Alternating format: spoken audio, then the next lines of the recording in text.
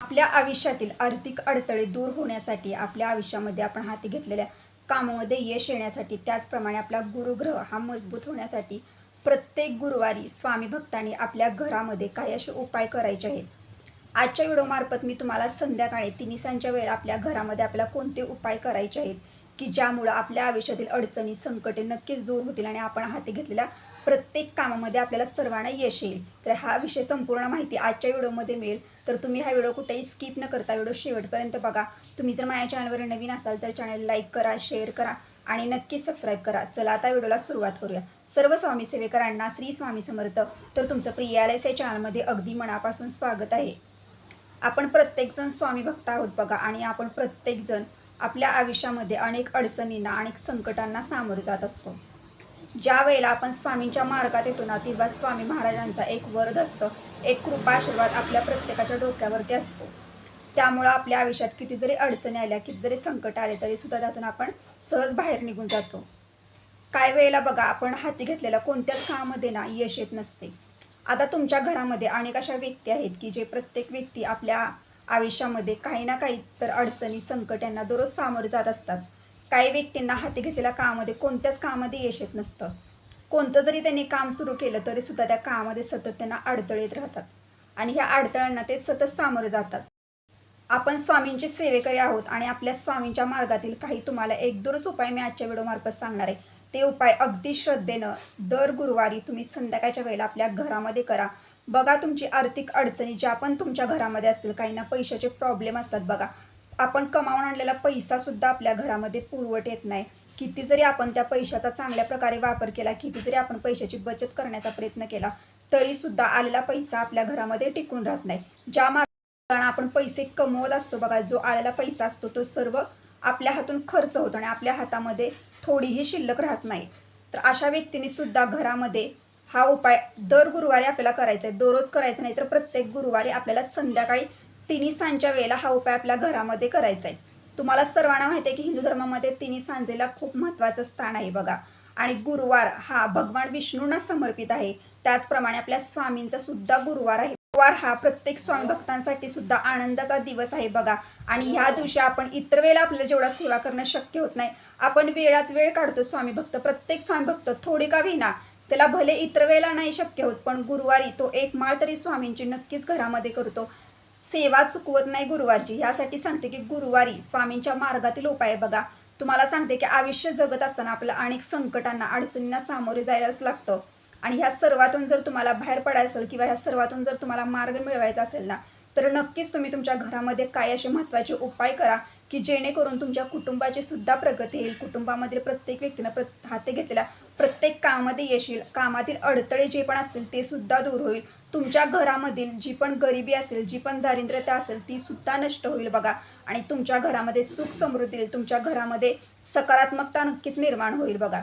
आपल्याला गुरुवारी करायचं, तर गुरुवारी सकाळी तुम्हाला लवकर उठायचं आहे बघा. लवकर उठल्यानंतर आपल्या घरामध्ये स्वामींची जर देवघरामध्ये मूर्ती असेल तर मूर्तीला आपल्याला न चुकता अभिषेक करायचा आहे. स्वामींचा फोटो असेल तर फोटो स्वच्छ पाण्यानं पुसून घ्यायचा आहे. सर्व देवाऱ्यामध्ये देवांची पूजा करून घ्यायची आहे. आणि ह्या दिवशी बघा, न चुकता तुम्हाला सांगते की तुमचा गुरुग्रह हा मजबूत होण्यासाठी तुम्हाला या दिवशी ना गुरुवारी पिवळ्या रंगाचं वस्त्र धारण करायचं आहे बघा. जी व्यक्ती गुरुवारी पिवळ्या रंगाचं वस्त्र धारण करते त्या व्यक्तीचा गुरुग्रह मजबूत होतो, आणि गुरुग्रह मजबूत झाल्यानंतर आपल्याला प्रत्येक कामामध्ये यश येतं बघा. आपल्या हाती घेतलेल्या कामामध्ये सुद्धा आपल्याला यश येत जातं. यासाठी तुम्हाला न चुकता पिवळं वस्त्र हे गुरुवारी स्वतः धारण करायचं आहे. तर त्या दिवशी बघा, त्या दिवशी तुम्हाला न चुकता बघा एक तरी पिवळ्या रंगाचं फूल हे स्वामींना नक्कीच अर्पण करा. तुम्हाला जरी नाही इतर ठिकाणी भेटलं तर तुम्ही बाजारामधून आणा, पण गुरुवारी ना पिवळ्या रंगाचं तुम्ही जेवढी फुलं अर्पण करणार किंवा पिवळ्या रंगाची तुम्ही जेवढी पण मिठाई, बर्फी किंवा बेसनाचे लाडू अर्पण करणार आपल्या देवघरामध्ये किंवा मंदिरामध्ये जाऊन जेव्हा करणार ना, तेव्हा सुद्धा बघा तुमचा गुरुग्रह हा मजबूत होत जातो. यासाठी जेवढं शक्य होईल ना तेवढं तुम्ही ह्या दिवशी पिवळ्या रंगाची फुलं आणि पिवळ्या रंगाची बर्फी म्हणजे प्रसाद म्हणून देऊ शकता. तर त्याचप्रमाणे ह्या दिवशी आपल्याला संध्याकाळी तिन्ही सांजेच्या वेळेला कोणता उपाय करायचा आहे? उपाय खूप महत्त्वाचा आहे बघा. प्रत्येक स्वामी भक्ताच्या घरामध्ये हा उपाय नक्कीच झाला पाहिजे, प्रत्येक गुरुवारी झाला पाहिजे, की जेणेकरून आपल्या घरामध्ये सुद्धा प्रत्येक व्यक्तीला प्रत्येक कामामध्ये यश येईल आणि आपल्या घरामध्ये सुद्धा सुख समृद्धी येईल आणि घरामध्ये सकारात्मकता निर्माण होईल. पहिला उपाय सांगते बघा, तुम्हाला संध्याकाळी तिन्हीसांच्या वेळेला 6 ते 7:30 ही जी वेळ आहे, ह्या वेळेमध्येच हा उपाय तुम्हाला घरामध्ये करायचा आहे. तिन्ही सांजेला करायचं आहे. असं नाही की 8 नंतर 9 वाजता 10 वाजता तुम्हाला उपाय करायचा आहे. तर असं करायचं नाही, ह्या महत्त्वाच्या वेळेमध्येच तुम्हाला उपाय करायचे, जेणेकरून त्या उपायाचं तुम्हाला फळ मिळेल. तर संध्याकाळी काय करायचं, 6 वाजता 6 ते 7:30 ही जी वेळ असते ती तिन्ही सांज म्हणतात. तर ह्या वेळेमध्ये तुम्हाला दुपारती सर्व तिन्ही सांजच्या वेळेला लावून घ्यायचं. पहिल्यांदा स्वामींना मुजरा करायचा आणि त्यानंतर आपल्याला घरामध्ये उपाय करायचा आहे बघा. आपल्या घरामध्ये जो ईशान्य कोपरा असतो बघा, आता तुमचं देवघर ज्या रूममध्ये आहे त्या रूममध्ये जर ईशान्य कोपऱ्यामध्ये जर जागा असेल तर तुम्ही तिथं दिवा लावू शकता. जर तिथं जागा नसेल तर तुमच्या बाहेरच्या हॉलमध्ये ईशान्य कोपऱ्यामध्ये जर जागा असेल तर तुम्ही त्या ठिकाणी सुद्धा एक तुपाचा दिवा लावू शकता. आता आपल्याला तुपाचा दिवा लावायचा आहे म्हटल्यानंतर आपल्याला मातीची पंती घ्यायची, तर नाही, तसं मातीची पंती नाही तुम्हाला घ्यायची. आपल्या देवघराजवळ जो दिवा असतो, म्हणजे देवासाठी जो आपण दिवा लावत असतो बघा, तसाच तुमच्या घरामध्ये अजून एक दिवा जर अवेलेबल असेल तर तो दिवा तुम्हाला घ्यायचा आहे. त्याच्यामध्ये तूप टाकायचं आहे. 2 वातींची तुम्हाला एक वात करायची आहे. ईशान्य कोपऱ्यामध्ये हा दिवा लावायचा आहे. आता दिवा लावत असताना काय करायचं, एक छोटीशी प्लेट घ्यायची. त्याच्यामध्ये आधी तांदूळ टाकायचे, थोडेसे अक्षता टाकायच्या.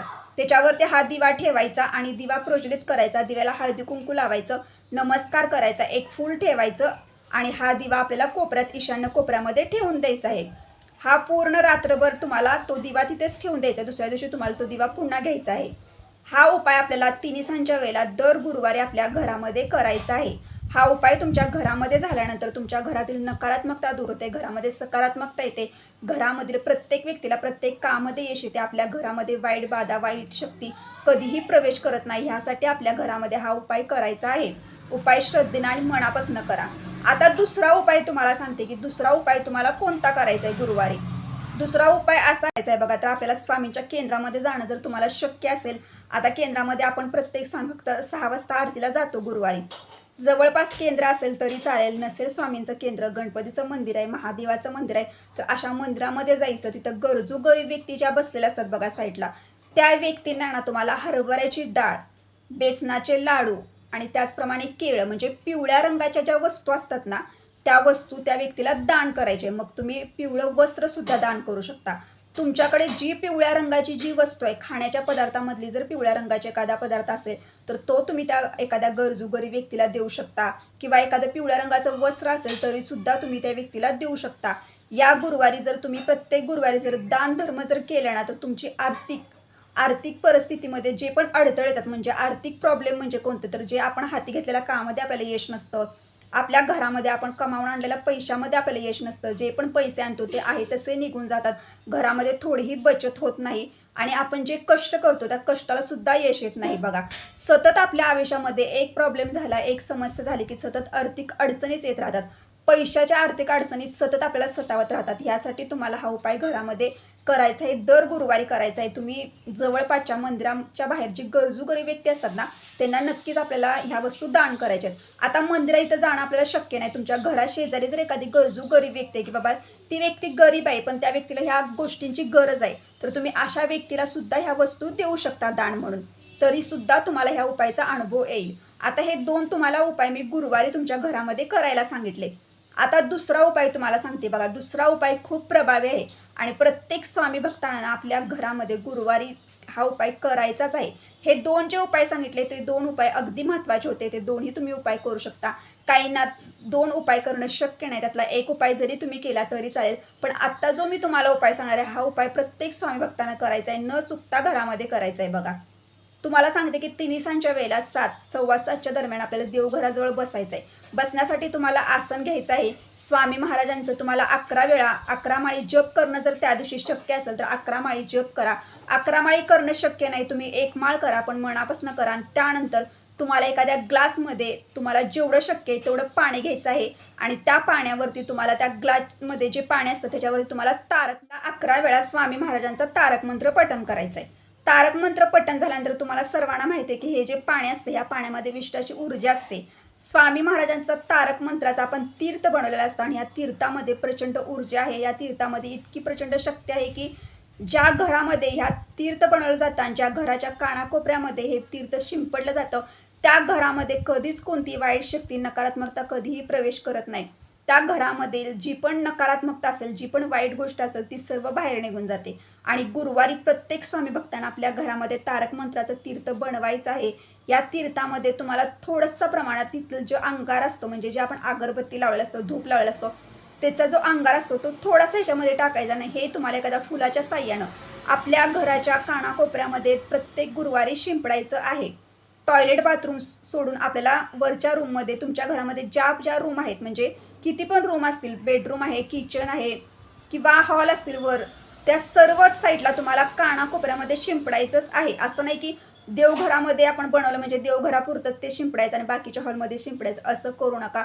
ज्या पण रूम आहे त्या प्रत्येक रूमामध्ये तुम्हाला हे फुलाच्या साह्यानं शिंपडायचं आहे. शिंपडत असताना एखाद्याचा पाय पडू नये या पाण्यावरती, ह्याची सुद्धा काळजी घ्या की थोडं थोडं प्रमाणात तुम्ही शिंपडू शकता. हा उपाय तुमच्या घरामध्ये करा. आपण एक स्वामीभक्त आहोत आणि हा उपायाचे अनुभव प्रत्येक स्वामीभक्ताला येत जातात. तुमच्या घरामध्ये जेव्हा तुम्ही हे तीर्थ बनवून जेव्हा शिंपडणार, दर गुरुवार तुम्ही हा उपाय करणार, बघा तुमची आर्थिक परिस्थिती सुधारणार आहे, तुमचा गुरुग्रह मजबूत होणार आहे, स्वामींचा कृपाशीर्वाद तुम्हाला मिळणार आहे आणि तुमच्या घरातील प्रत्येक व्यक्तीने ना हाती घेतलेल्या प्रत्येक कामामध्ये तिला नक्कीच यश येणार आहे. बघा, कारण ज्या घरामध्ये स्वामींची सेवा होते, ज्या घरामध्ये स्वामींच्या सेवेतले उपाय होतात, त्या घरामध्ये नक्कीच स्वामी महाराज असतात. त्या कुटुंबाची पूर्ण जबाबदारी स्वामी स्वतःवर ते घेतात. यासाठी सांगते की संध्याकाळी 3 सांच्या वेळेला न चुकता प्रत्येक स्वामी भक्तानं दर गुरुवारी हे उपाय आपल्या घरामध्ये नक्की करा. तुम्हाला अनुभव नक्कीच येईल.